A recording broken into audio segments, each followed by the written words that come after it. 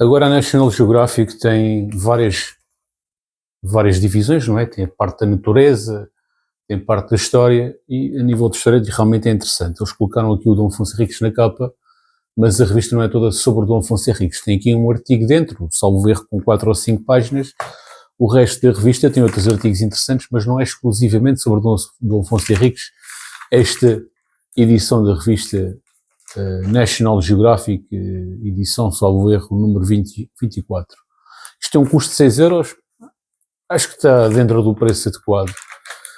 Eles aqui fazem uma pequena contextualização, a dizer que tem havido concursos na televisão pública e tem havido sondagens onde Dom Afonso Henriques surge sempre como os principais rostos da Portugalidade e dos preferidos dos portugueses, inclusive já ganhou algumas sondagens como uma personagem histórica preferida dos portugueses.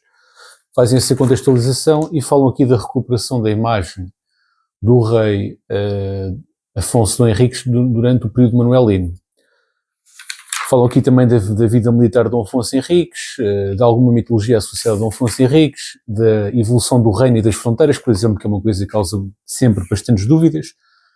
Eles aqui alegam que o Fernando Magno de Leão, até 1164, tinha reconquistado este território para a cristandade, porque nós não nos podemos esquecer, este território é o do Fernando Magno de Leão, reconquistado, o que está amarelo. Nós não nos podemos esquecer que na Idade Média o mundo era dividido entre fiel e infiel, ou seja, entre cristãos e islâmicos, sendo que a cristandade queria recuperar as suas terras, porque o Islão tinha ocupado terras que eram da cristandade. A cristandade chegou à Europa, grosso modo, durante o período romano. E o período romano é anterior ao período muçulmano na Europa. E, portanto, estas terras, antes de serem islâmicas, eram cristãs. E houve esta reconquista destas terras. Daí ser reconquista e não conquista, porque os autóctones desta terra, que eram os povos celtas, os povos iberos, os povos celtiberos, foram invadidos ao longo de séculos por vários povos, entre os quais os romanos, que os assimilaram à cultura romana e ensinaram-lhes a religião cristã e a língua latina, que o nosso português, apesar de ter palavras árabes, nós não falamos árabe.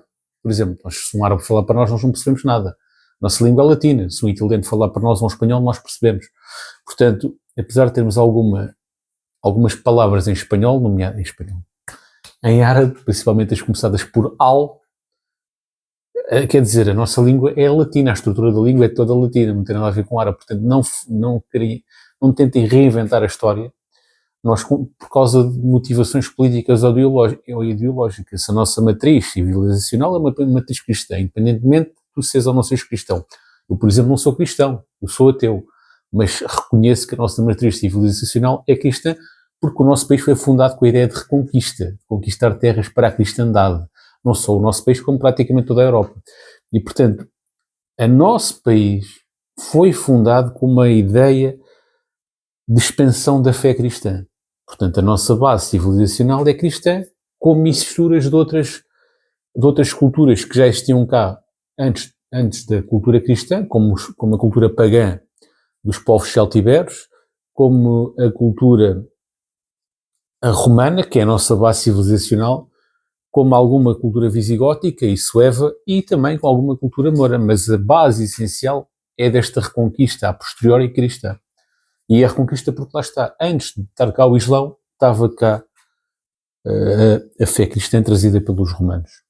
E portanto, isto já demorou muito tempo, mas pronto, Fernando Magno de Leão reconquistou aqui, até aqui, segundo a revista, eu não fui verificar, mas tenho aqui algumas dúvidas, mas pronto, vamos assumir como certo. Depois, Dom Afonso Henriques, até 1147, reconquistou esta zona aqui, onde inclui Lisboa e Santarém, 1147, e quando, perto do final do seu reinado, 1168, já estava aqui praticamente o Alentejo conquistado também. Depois o seu sucessor, Dom Sancho, perdeu algum território, porque se vocês verificarem, Dom Afonso Henriques conseguiu conquistar território aqui a Espanha, não é? Castela, no caso. Tínhamos aqui ainda um imenso território, para a zona este da Península Ibérica, que foi perdido aqui pelo Dom Sancho.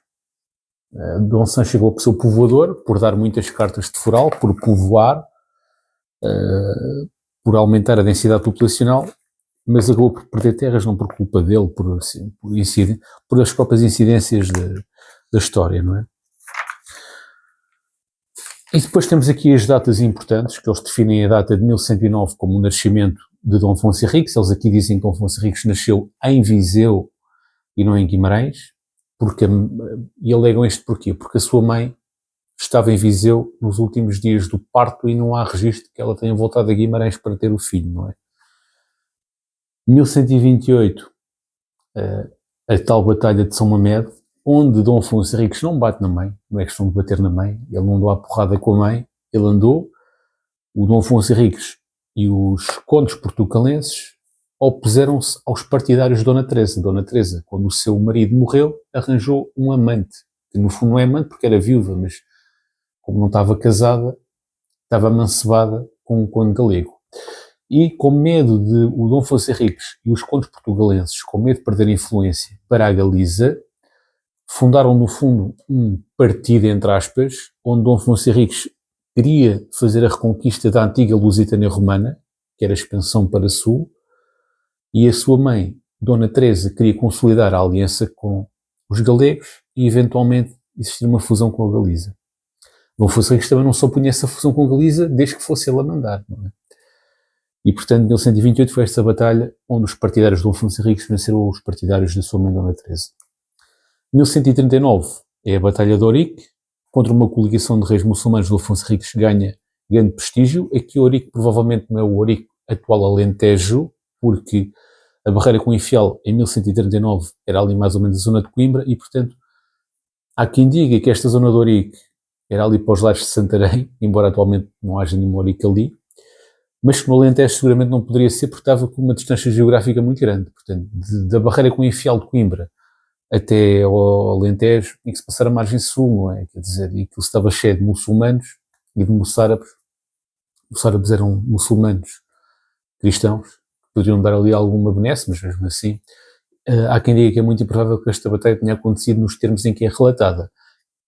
É consensual que em 1139 aconteceu algum evento militar que fez com que Dom Afonso Henriques fosse considerado rei pelos seus pares, ou seja, à velha maneira visigótica, como é que tu eras considerado rei em campo de batalha. Portanto, Dom Afonso Henriques em 1189 é considerado rei por um feito militar. Agora, da forma como as crónicas medievais descrevem, que foi crónicas escritas a posteriori deste evento, já muito depois de Dom Afonso Henriques ter morrido, é que dizem que dificilmente foi assim. De qualquer forma, não apaga o facto de ter acontecido algo de época nesta data, não com estes pormenores, não com estes detalhes dos 5 reis mouros, em Ourique, enfim, há aqui qualquer coisa que não bate certo. O que bate certo é que realmente aconteceu algo extraordinário nesta data, não se sabe exatamente os contornos, só isso.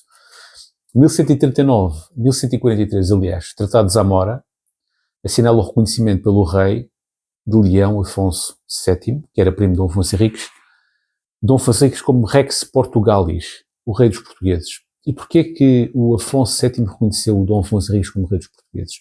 Porque o Dom Afonso VII de Leão queria ser considerado imperador. E quem é imperador? Só um rei de reis é que é imperador. No fundo, se considerar o seu primo um rei, estava a ser considerado a si próprio um imperador. Tal como Portugal, na altura manuelina, tínhamos o Afonso de Albuquerque, por exemplo, como vice-rei da Índia. Portanto, Dom Manuel era o imperador.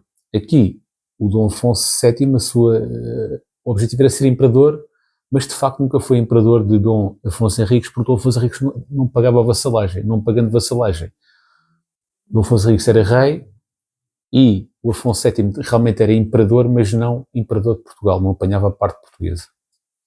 E há quem diga que este acordo, por exemplo, o José Matoso, que é o maior medievalista português, diz que há aqui algumas dúvidas relativamente a este acordo, porque não existe o papel físico. No entanto, nesta altura o que contava era a palavra. Portanto, apesar de não existir um papel físico, o que se sabe é que um legado do Papa assistiu a este encontro e que foi selado um acordo, nem que seja verbal, mas que foi selado um acordo em 1143. Eu tenho de despachar, não vai dar tempo para falar tudo, mas vamos acelerar. 1169, na campanha para a conquista de Badajoz, o rei Dom Afonso Henriques sofre um acidente e é tomado prisioneiro pelos leoneses. Pronto, aqui realmente foi o fim da carreira militar de Dom Afonso Henriques. O Dom Afonso Henriques partiu uma perna, nunca mais pôde cavalgar e começou a trabalhar na parte mais administrativa e deixar as lides militares para o seu filho Dom Sancho I. Em 1179, o Papa Alexandre III valida a pretensão do reino do reino português à independência. Portanto, lá está. Aqui a Santa Sé funcionava como atualmente a União Europeia, digamos assim. Portanto, já tínhamos um acordo com o nosso vizinho, um acordo de que éramos um reino, que o nosso vizinho pensava que éramos subordinados a eles, mas que na verdade não éramos porque nunca pagávamos tributo. E em 1179 veio o reconhecimento internacional do Papa. O Papa, na altura, tinha um peso muito grande. Disse, sim senhora, meus amigos, Papa Alexandre III, vocês são um reino independente. 1185 morre Dom Afonso Henriques, em Coimbra. Os anos finais do seu reinado permitem preparar o seu sucessor, Dom Sancho I. Bom, ainda muito mais havia para dizer. De qualquer forma, agradeço. É que eu tenho mesmo de ir embora. Já tenho ali o pessoal a chamar-me para jantar. Agradeço a vossa disponibilidade. A revista, a bibliografia para este vídeo, que era para ser maior, mas às 3 minutos está bom. É esta edição da National Geographic. Não sou pago pela National Geographic para dizer isto, mas por acaso gostei desta edição. Um forte abraço e fiquem bem, até uma próxima.